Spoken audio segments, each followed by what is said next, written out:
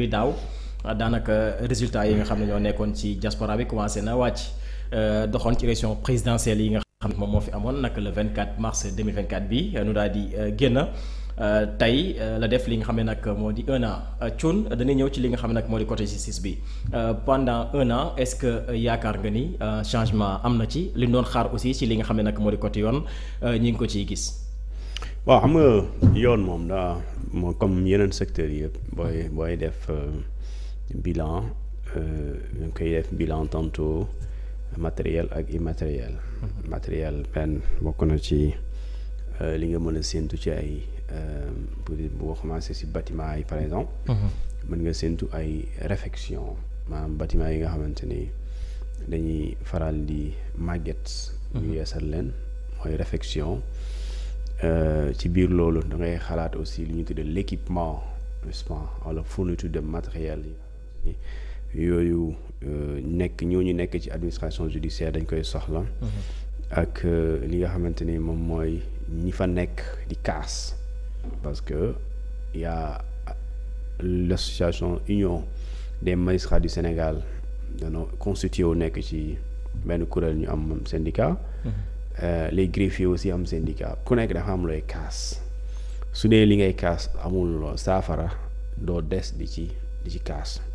donc soo noppee c'est parce que ça va alors greffiers yi gisoon nga dañ doon dem grève di demander à ce que état gën leen bàyyi xel. gën leen yemale mais dans le traitement maanaam ni ñu leen di traité ak ni ñuy traité yeneen fonctionnaires. ñoom tamit ñu bokk ak ñoom ñu am même chance ñu am les mêmes avantages ñu am à défaut ñu mën a am les avantages. mais ñu am loo xamante ni au moins loolu xel da koy nangu daal. comme ñu gën leen xam comme des agents de l'État ñu war ko mériter. loolu ça c'est le fonctionnement de ça c'est l'administration de la justice. léegi nag administration de la justice moom mooy indi commentaire yu bëri bu ñuy def maanaam tëj nañ diw jàpp nañ diw. tere nañ ko woo nañ ko et cetera. léegi nag ñooñu di doxal ñoom ñu ci ëpp ay magistrats la ñu ci ëpp. ñenn ñi am ay nekk ay greffiers ñenn ñi duñu ay greffiers duñu ay magistrats waaye ay fonctionnaires yoo xamante ni ñu nekk ci biir administration judiciaire. léegi ñooñu aussi ñun dossiers yi nga xamante ne mooy tax ngay dégg coow yi mooy dossiers yi mag nekk dossier politique. wala bon judiciaire politico-judiciaire disons ñoo xamante ni ñi muy concerné tantôt dañ koy faral di ko politiser.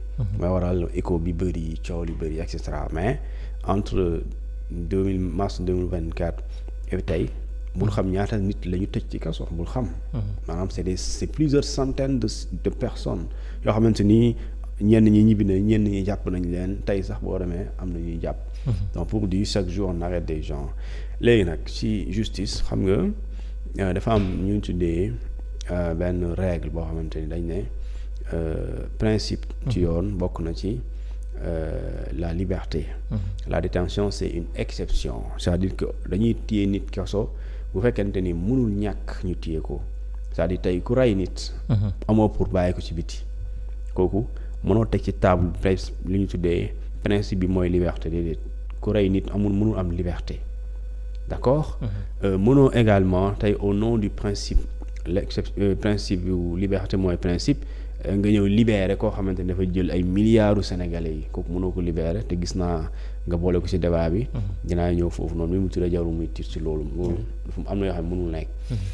beneen bi mooy justice tey dañ doon faral di gis ay nit ñi nga xamante ni dañ leen di jàpp rek. yóbbu leen instruction. loolu boo ko yóbbee instruction moo xamante dafa def flagrant délit nga yóbbu ko instruction c'est-à-dire que d'office yaa ngi def li ñuy tuddee détournement de procédure. parce que dañ ne flagrant délit l'instruction n'est pas obligatoire. surtout koo xamante ni vraiment daf ne da nga ñaaw nga jàpp ne ñaaw bi saaga la. nga jàpp ko looy instruction lay seet lan ngay seet ba war ko téye 6 mois. parce que même soo ko tëjee ci loolu da nga ñaaw d'accord. le temps que mu toog 6 mois di xaar instruction. soo ko tëjoon jour bi nga ko attee doo ko tëj 6 mois. kon léegi boo ko defee nga yóbbu ko.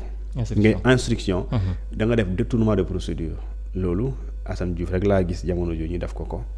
te ki nga xamante moom mooy procureur peut-être moom moo am ses raisons personnelles tax mu def ko. léegi pour dire beaucoup de personnes yi ñu jàpp kuñ ci jàpp dañ lay juger flagrant délit léegi nag d'autres diront flagrant délit pourtant mais juger ñu leen le lendemain. parce que loolu la ñuy sous-entendre ci flagrant délit mais lu tax duñ leen mën a juger ñenn ñi sur le lendemain. parce que tout simplement il y a ce qu'on appelle un déficit de magistrats. c'est-à-dire que s'il y a un nombre moins important de magistrats. dañuy gis ne magistrats yooyu loo leen yéene wala loo bëgg mu gaaw mënul gaaw parce que ñu may nit leen.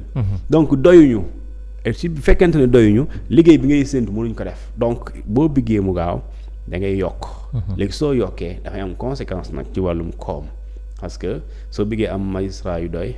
léegi naa ñu ngi ci ay 600 et quelques donc soo bëggee am yu doy da ngay recruter.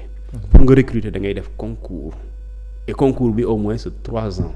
donc ça veut dire que tey même bu ñu bëggoon régler déficit magistrat il nous faudra nous sommes en 2025. il faudra ñu xaar 2026 2027 2028 et 2029 ñu ne am nañ nombre bi exemple parce que day il faut ñu am bac plus 3 il faut ñu am 3 ans de formation et après ñu def seen stage ñu commencé liggéey. kon jàppal ne tey soo bëggoon am projet boobu tout de suite le temps ngay organiser concours bi. ñu jàll nga leen di former ba ñu am 3 ans formation ñu def seen stage bi nga xam ne mooy stage professionnel. balaa ñuy commencer bi servir dina ma 3 ans loolu étape la. c'est-à-dire léegi mën nga am ambition bi mais du ambition booy am léegi rek mu sotti suba mënul nekk c'est-à-dire que loolu il faut ñu xam même boo ci bëggee dem ndànk nga ciy demee.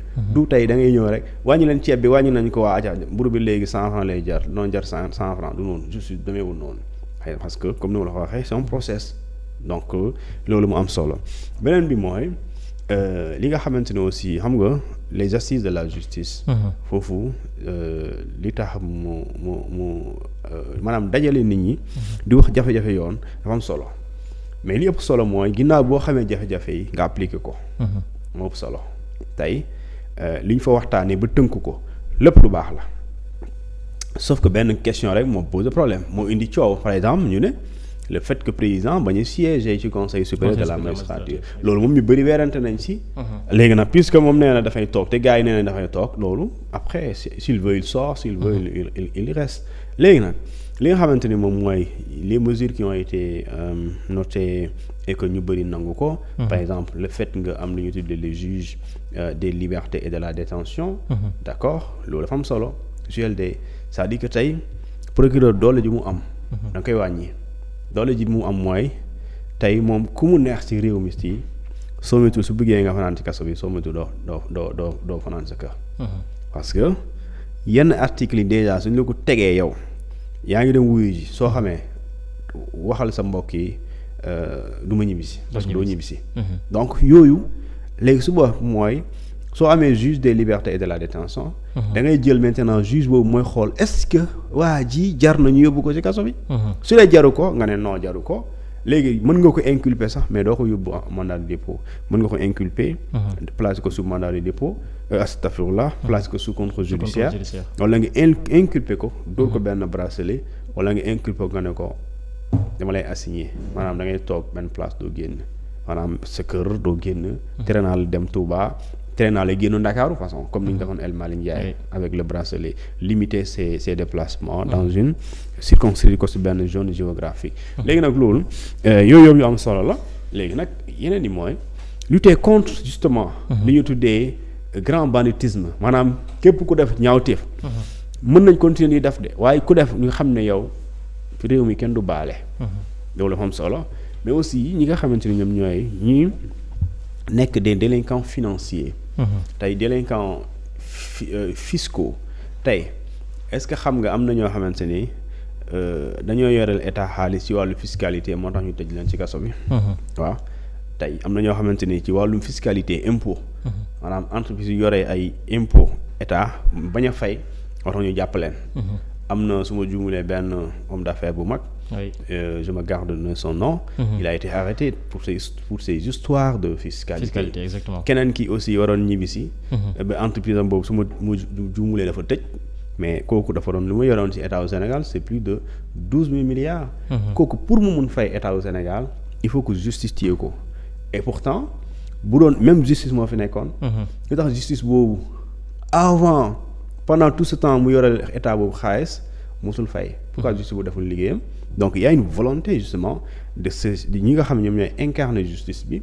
seen kilifa ñu ne ci kaw ñoom pour que li nga xamante ne état daf ko war a am nit ñi yoreel leen ko ñu fay ko mu neex ko mu naqari leen. et loolu je dis bien ça c'est des avancées parce que mën nga xam diw yoreel na état xaalis sans que l'état puisse yore mënoon laal xaalis boobu.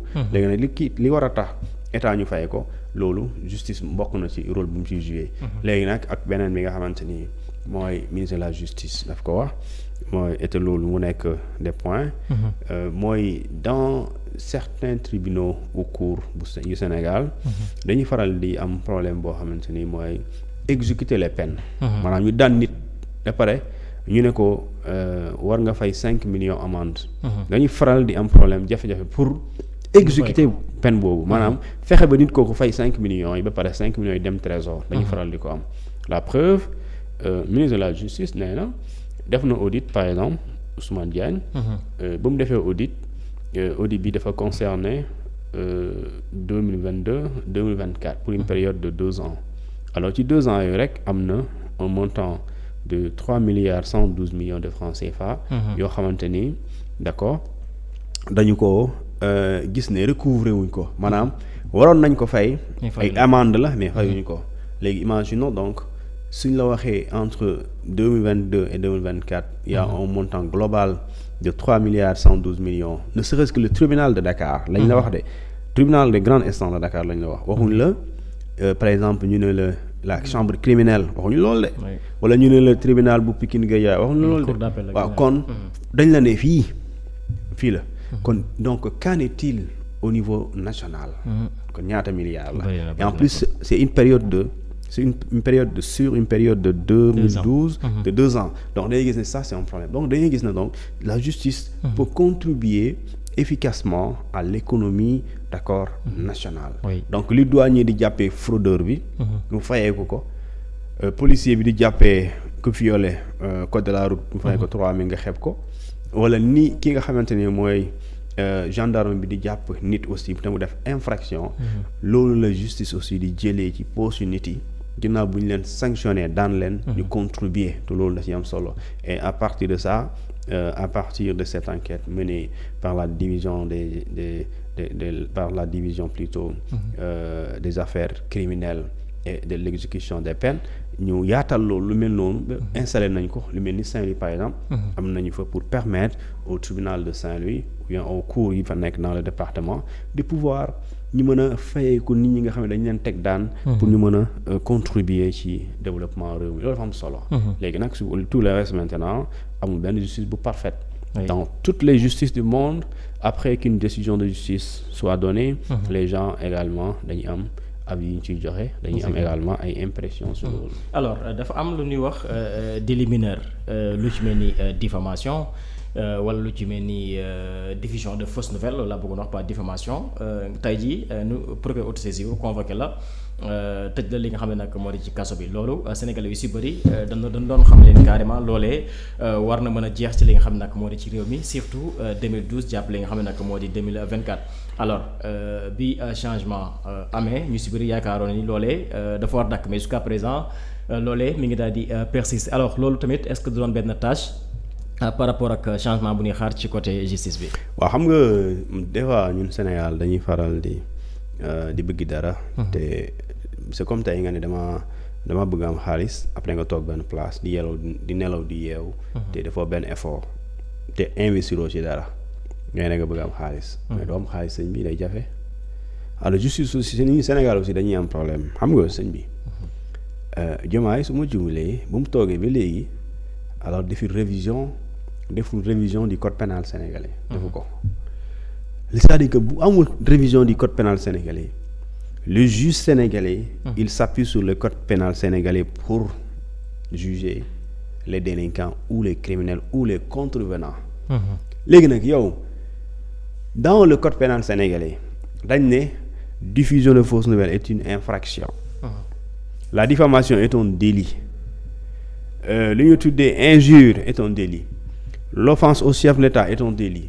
outrage est un délit léegi lan nga bëgg léegi sérieusement bu nekkee ci code pénal bi changé wuñu ko lan nga bëgg nit bu defee loolu ñu tere lan nga bëgg luñ koy def lu dul topp ko man loolu daf maa man ba léegi daf maa jaaxal c'est-à-dire que nekkal droit de l'hommiste waaye léegi lan nga bëgg bu fekkente ne mu ngi ci code pénal bi juge bi ñu ne ko képp ku def lu ñu tuddee diffamation képp ku def lu ñu tuddee offense au chef de l'État yow da nga ko war a topp léegi lan nga bëgg nit bu defee loolu duñ ko topp sérieusement su dee mënoo ko topp rek kon jàppal ne képp ku sàcc kon c'est égal à ça kon bul topp ku sàcc c'est un peu ça léegi nag soo bëggee képp koo xam ne dafa def lu ñu tuddee délit d'offense au chef de l'État nga ne kenn du ko topp da ngay def lu ñu tuddee modification tout simplement comme ni ko France defee chaque jour ma répété ko si genre sujet yooyu en France il y a pas le délit d'offense au chef de l'État ça n'existe plus amoon na mais amatul su ma jumlee depuis 2013 xaw ma lan fii moom kooku def na waaw léegi yow ñoom dañ gëm ne warul bokk léegi ci lañ ko dindi ñu abrogé ko maanaam génnee ko léegi nekkatul délit d'offense au chef de l'État léegi dañu mën nañu wax ne diffamation à l'endroit ou bien envers plutôt le chef de l'État ou le ministre ou le gouvernement mais c'est comme ça léegi nag ñun Sénégal aussi bu ñu bëggee ñu ne waaw c'est des délits d'opinion c'est des délits xawma de liberté xawma liberté d'expression da nga koy modifier tout simplement maintenant la démarche c'est quoi la démarche serait maintenant d'aller dans le sens de modifier le code pénal sénégalais pour supprimer ces délits là yi nga xamante ne jàpp nga ne ils peuvent se rapporter à ce qu'on appelle à des délits d'opinion mais quelle que soit l'infraction bi ngay remplacer sëñ bi il y aura toujours la responsabilité c'est responsabilité mooy lépp gis nga nit ñi il faut nu xam man gisuma ci benn réew ñu ne la insulter est un droit par exemple mais insulter n'est pas un droit constitutionnel n'est pas une liberté donc nul droit nulle liberté ne peut autoriser ou permettre à un citoyen d'attenter n'est-ce pas à ce qu'on appelle à l'honneur ou la dignité de quelqu'un yaa xam réew boo nekk daganul léegi nag démocratie yi mën nañu wute ñu màgg tey Macron tey français mën na taxaw fii ne ko monsieur le président ànduma ak yow ba pare ne ko waxoo dëgg par exemple mën na ko mais ñun Sénégal mais tu dis ça au président tu passes la nuit en prison parce que la loi protège l'institution présidentielle et cette institution aujourd'hui le procureur de la République est censé veiller à ce que nulle personne mu bañ a li def lu ñu tuddee violer wala outrager wala offenser wala manquer même de respect à cette personne qui incarne cette institution qui est la présidence de la République donc ñun suñu bëggee également ñu bañ a toppee nit ñi pour yooyu délit dañ ko supprimer tout simplement tout bonnement et boo ko supprimer duñ toppee kenn ci loolu mais soo ko fi bàyyee ku ko def ñu topp la koo mën a doon Thione da ngaa tudd ñaari mots yu am solo muy outrage ak offense loolu dinaa si ñëw léegi ak kaaw ki nga xam ne nag moo di Badara Gadiaga mais ba tey ci wàllub yoon